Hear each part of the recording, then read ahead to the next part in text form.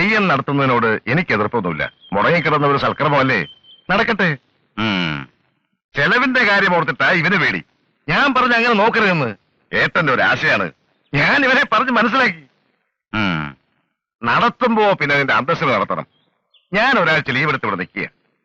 എന്തൊക്കെയാ വേണ്ടതെന്ന് പറഞ്ഞാൽ മതി. ലീവ് എടുത്തത് നന്നായി കുഞ്ഞികൃഷ്ണ. പിന്നൊരു കാര്യം ഏട്ടാ, ഓഹരി വേണ്ട എന്ന് അവനോട് വന്ന് വീരവാദം പറഞ്ഞത് മുഖവിലെ കിടക്കരുത്. വിശ്വസിക്കാൻ വയ്യാത്ത വർഗമാണ്. മനസ്സിലിരിപ്പ് കണ്ടു തന്നെ അറിയണം. ഞാൻ പറയണത് ചടങ്ങുകളൊക്കെ കഴിഞ്ഞ് ഞാൻ ഇവിടുന്ന് പോകുന്നതിന് മുമ്പ് തന്നെ നമുക്കിവിടുത്തെ ഭാഗം അങ്ങ് നടത്തണമെന്നാ. ഏട്ടനാണെങ്കിൽ വയസ്സായി വരികയാണ്, എനിക്കാണെങ്കിൽ ഒരുപാട് പ്രാരാബ്ധങ്ങൾ. ഇവനും ഇപ്പൊ മേജറായി, ഇനി വെച്ച് നീട്ടണ്ട. പുറത്താരും അറിയുന്നതിന് മുമ്പ് തന്നെ നമുക്കങ്ങ് നടത്താം. രജിസ്റ്റർ കഴിഞ്ഞാൽ പിന്നെയാവും വന്ന് കുത്തിപ്പൊക്കാൻ വന്നാലും പുറത്ത് കിടന്ന് കുരയ്ക്കുകയുള്ളൂ.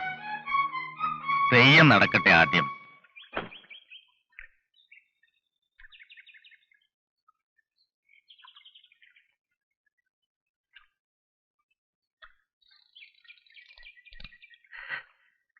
ഞാൻ എന്തൊക്കെയാ ചെയ്യേണ്ടെന്ന് വെച്ചാൽ നേരത്തെ പറഞ്ഞു. കേമാക്കണം നമുക്ക്. പറ്റുമെങ്കിൽ ഇനി ഒരു കൊല്ലം നമുക്കിത് മുടക്കരുത്. എന്റെ വീട്ടിൽ തെയ്യം നടത്തുന്നതിന് തനിക്കെന്താ കാര്യം? നസ്രാണിച്ചയും പൊറപ്പിച്ച് കണ്ടമാനം നടക്കുന്നവന് എന്റെ കുടുംബത്തിൽ കാര്യമൊന്നുമില്ല. നീ എന്തൊക്കെയാ പറയണേ? അത് എന്റെ കൂടെ തറവാടല്ലേ? ആ അവകാശം പറഞ്ഞ് ഇനി എന്റെ വീട്ടിൽ പടി കിടന്ന കാര്യം വിട്ടും.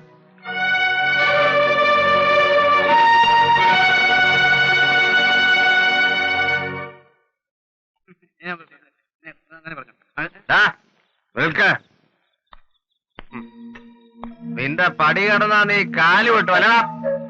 എങ്കിൽ കേട്ടോ, ആ പടിക്കകത്തെ മണ്ണ് എന്റെയും കൂടിയാ. അവിടുത്തെ ദൈവങ്ങളും പിതൃക്കളും എന്റെയും കൂടിയാടാ. നിന്റെ തന്തയുടെ ശവം എടുക്കുമ്പോ തല പിടിക്കേണ്ടത് ഞാനാ, മരുമകൻ. പിന്നെ തറവാട്ടിലെ കാരണവര് ഞാനാ, പൂമംഗലത്തെ ഉണ്ണികൃഷ്ണൻ നമ്പ്യാര്. പിന്നെ തെയ്യം നടത്തേണ്ടത് ഞാനാ. എന്നെ പടിക്കകത്ത് കിടന്നാ നീ കാല് വിട്ടു അല്ല? എന്നെ പുറത്തു നിർത്തിയിട്ട് തെയ്യം നടക്കൂല, നടത്തിക്കൂല. ഞാൻ പൂമംഗലത്തെ ഉണ്ണികൃഷ്ണൻ നമ്പ്യാരാ പറയുന്നേ, നടത്തിക്കൂല.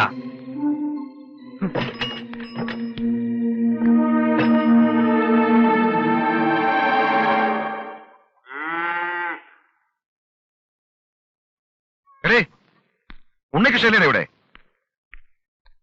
ഇല്ലല്ല. ആരാണ്? മനസ്സിലായില്ലല്ലോ. മനസ്സിലാക്കാൻ നീ എന്റെ ആരാ? ഓടി. ആരാ മോളെ? കുഞ്ഞേഷ, ഉണ്ണിയുടെ ചെറിയമ്മാവനാ. നീ കയറിയിരിക്കെ. ബന്ധം പുതുക്കാന്നുള്ളതല്ല, കയറിയിരുന്ന് അങ്ങോട്ട് വിസ്തരിക്കാൻ.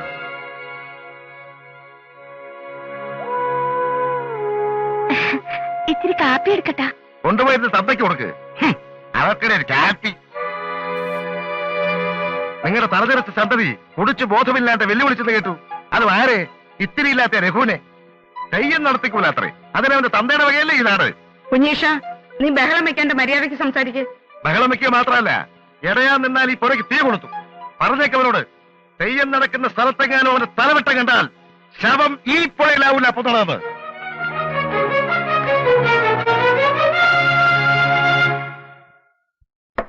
ശേഖരമാവ തന്നെ പറയും. കണ്ടതെന്നാണല്ലോ സൗദാമിനിയോപ്പോൾ കല്യാണം മുടക്കി ഇറങ്ങിപ്പോണത്. ക്ഷമിച്ചു, സഹിച്ചു. ഞങ്ങളുടെ തറവാട്ടിന്റെ മാനം മാത്രമേ കേട്ടിട്ടുള്ളൂ. ഇതാണോ ഈ നാട്ടിലെ സകലനായന്മാരുടെയും മുഖത്ത് കരുവാരി തേച്ചുകൊണ്ട് അവരുടെ സന്തതി ഒരു ഉടുപ്പുമില്ലാതെ ഒരു നസ്രാണിച്ചയെ പരസ്യമായി വെച്ച് ഉറപ്പിക്കുന്നു? ചോദിക്കേണ്ടതും തടയേണ്ടിയിരുന്നതും നിങ്ങളൊക്കെ തന്നെയാണ്.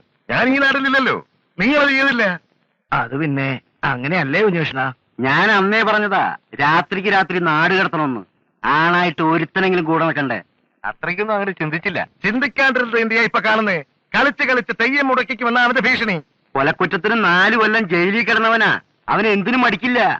എന്ന് വെച്ച് തെയ്യം മുടക്കേ? മുടക്കൂല. നസ്രാണിച്ചയെ പൊറപ്പിക്കുന്നവൻ വിളക്കെടുത്ത് ഭഗവതിയെ തീണ്ടി അശുദ്ധമാക്കാൻ അനുവദിച്ചാൽ അത് കണ്ട് നമ്മൾ ആണും പെണ്ണും കിട്ട കുറെ നായന്മാര് കാന്ന് മിണ്ടാതിരുന്ന തെയ്യം നടക്കും. അങ്ങനെ നടത്തണോ? തെയ്യം നടത്തുന്നത് തറവാട്ടിന്നാണെങ്കിലും ഭഗവതി നാടിന്റെയാ. കോപിച്ചാൽ അനുഭവിക്കാൻ പോകുന്നത് ഞങ്ങള് മാത്രമല്ല, നാടടക്കമാ. എന്താ ചെയ്യാ കുഞ്ഞകൃഷ്ണ? ചെയ്യേണ്ടതൊക്കെ ഞാൻ ചെയ്യാം. കൂടെ നിൽക്കാൻ പറ്റുമോ? ഞാൻ നിൽക്കും.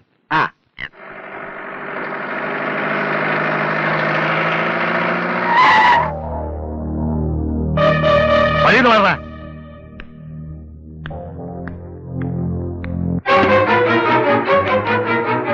ആണുങ്ങളില്ലാത്തവൻ വീട്ടിൽ കയറി വന്ന് ഭീഷണിപ്പെടുത്തുകയും തെറി വിളിക്കുകയും ചെയ്യുന്നത് തറവാട്ടി പറഞ്ഞവർക്ക് പറഞ്ഞിട്ടുള്ളതല്ല. പൂമംഗലത്തെ ചോര തന്നെ ഞാനും. എന്റെ കാരണന്മാർക്ക് ചീത്തപ്പേരുണ്ടാക്കുന്നു. ചെറിയമ്മാനാണ് ഞാൻ ഓർക്കില്ല.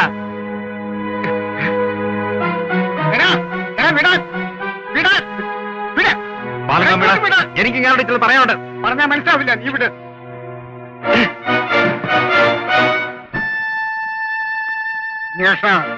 എടാ, പണ്ട് ഇവന്റെ അമ്മ ഇറങ്ങിപ്പോന്നപ്പോൾ രാവ് വെളുക്കുന്നതിന് മുമ്പ് ഇവന്റെ തന്തയെ തല്ലാനും കൊല്ലാനും നീ ആളെ അന്ന് എന്റെ കയ്യിൽ നിന്ന് കിട്ടിയ എന്റെ ചൂട് ഇപ്പോഴും നീ മറന്നു കാണില്ല.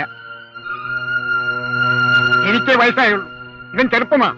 നിന്നെപ്പോലെ കഴിക്കൂലെന്നിട്ടുള്ള തഴമ്പല്ല കഴിച്ച് അന്തസ്ഥായി പണിയെടുത്ത് തഴമ്പിച്ചതാ. ഒന്ന് തന്നാൽ നീ എഴുന്നേൽക്കാൻ 3 മാസം പിടിക്കും.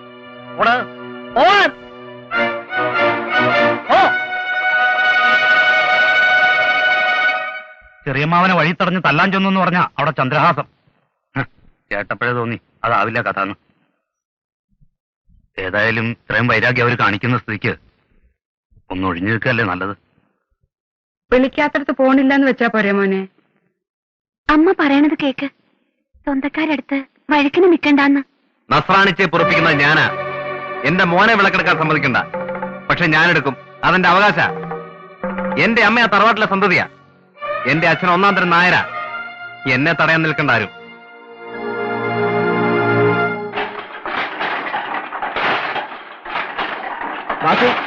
ഒരാൾ വന്നിട്ടുണ്ട്.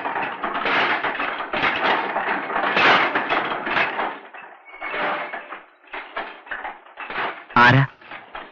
ആ, പറഞ്ഞാലേ അറിയൂ. സുധ പറഞ്ഞയച്ചിട്ട് വന്നതാ. സുധയോ? നിങ്ങളാരാ? ചോദ്യം തെറ്റില്ല. നമ്മൾ കണ്ടിട്ടില്ലല്ലോ. ഞാനവിടെ ഭർത്താവാ. ഗോപി. ആ, ഒഴിവാക്കാനാവാത്തൊരു സാഹചര്യം ആയതുകൊണ്ടാ താൻ ഇവിടെ ഉണ്ടെന്നുള്ള കാര്യം അവൾ എന്നോടെങ്കിലും പറഞ്ഞത്. എന്താ കാര്യം? നാളെ തെയ്യമാണ്. ഞാനതൊക്കെ പണ്ടേ ഉപേക്ഷിച്ചതാ. പറയണത് കേൾക്കുക.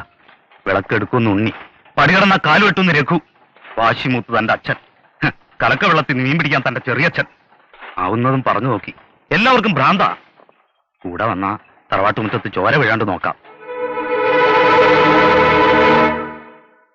തകപ്പത്താരെ, തന്നോട് മാത്രം വരാൻ പറഞ്ഞത് കാര്യത്തിന് താനേ ഉതകൂന്നുള്ളതുകൊണ്ടാ. നമ്പ്യാര് പറയാ, ഞാൻ എന്തിനും തയ്യാർ. ഈ ഉണ്ണികൃഷ്ണന്റെ ശല്യം ഇനി ഈ നാട്ടുകാർ ചുമക്കേണ്ടി വരില്ല. മത്താഞ്ചേരി എന്ന് എന്റെ ആൾക്കാർ എത്തിക്കഴിഞ്ഞു. അവനെങ്കിൽ വരട്ടെ വിളക്ക് കൊടുത്താൽ. പിന്നത്തെ കാര്യം അവർ നോക്കിക്കോളൂ. ഈ തങ്കപ്പനായരും നമ്പ്യാരുടെ കൂടെ തന്നെ വെക്കും. ഉറപ്പാ.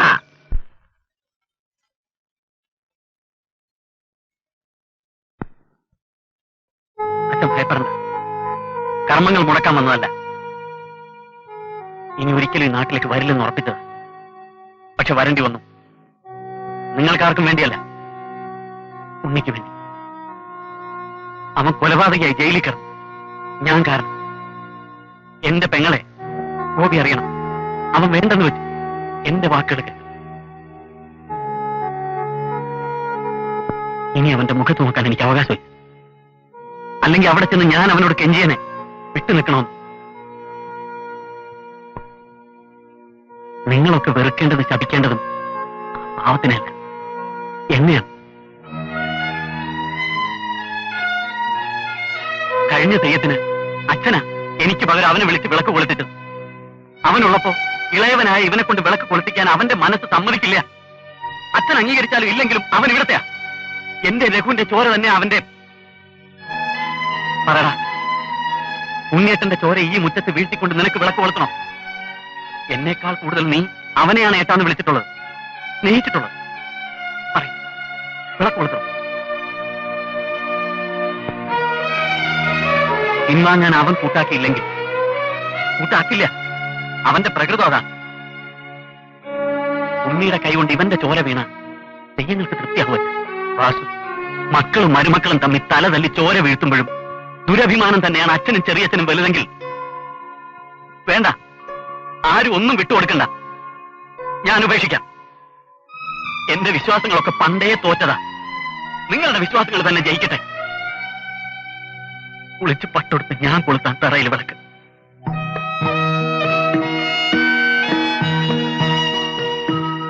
എന്നെ മുന്നിൽ കണ്ടാൽ വിളക്ക് തൊഴുത് മാറി നിൽക്കാനേ കഴിയൂ. അവൻ എതിർക്കാൻ അവന്റെ മനസ്സ് അനുവദിക്കില്ല. എനിക്കറിയാം എന്റെ ഉണ്ണിയെ. ഉണ്ണി പോകരുത്. വേണ്ടാന്ന്. ഉണ്ണി, പിറകിൽ നിന്ന് വിളിക്കരുത്. സൽക്കർമ്മത്തിനാണ് ഞാൻ പോകുന്നത്.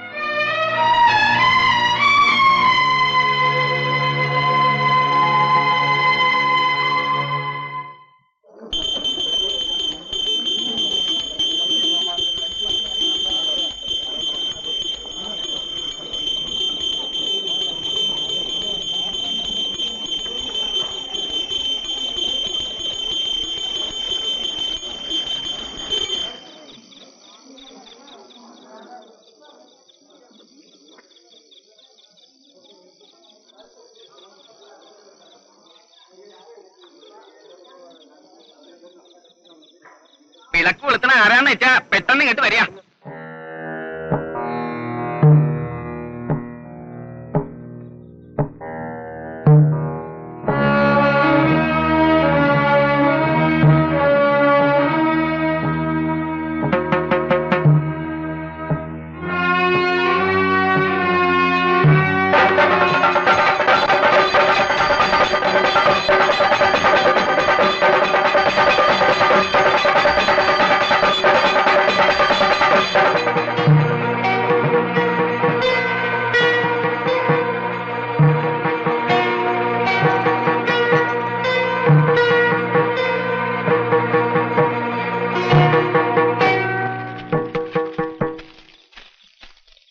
സൗദാമിനി,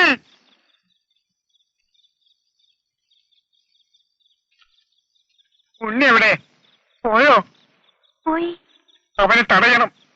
ഏത് വിധേയനും പിന്തിരിപ്പിക്കണം. കുഞ്ഞികൃഷ്ണൻ അവനെ ചതിക്കും. മട്ടാഞ്ചേരിയിൽ അവൻ ആൾക്കാരെ ഇറക്കിയിട്ടുണ്ട്.